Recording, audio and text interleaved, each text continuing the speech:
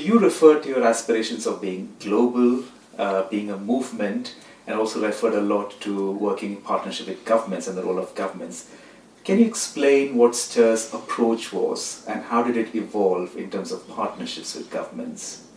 Yeah, so what I'd say, Girish, is that we were working now, and of course in India and UP I mentioned, and also in Uganda with governments, and quite deeply in those systems. But we were largely doing most of the work day to day in terms of who really manages the networks, who monitors them, all of that stuff was things we were doing. So we were I'd call it one foot in the system, if you like, and the other foot was very much us as an NGO on our own sort of home turf.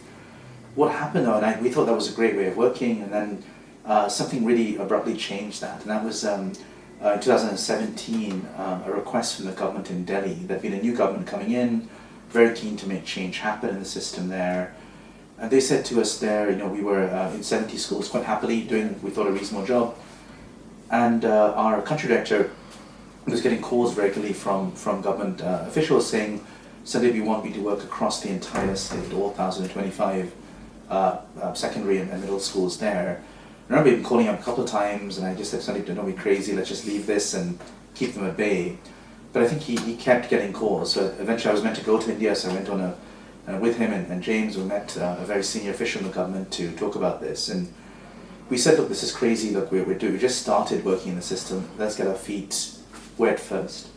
But I remember him just saying, "Look, Sharath, we're really serious now about making this a genuine system effort. It's very much go big or go home." And I think so we had no real choice, and we couldn't fundraise much more. We couldn't change the level of resources. We had about 8 people in the system then. We managed to hire a couple more. But we told the government, "Look, in return for this, you've got to figure out how to deploy your resources to manage this at this scale."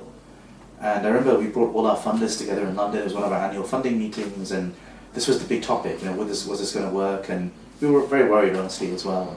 But it was great to hear from them and our board and supporters more generally that go for it. This is so rare to be asked and be challenged by the government this way. That means you're in their eye and have got their ear.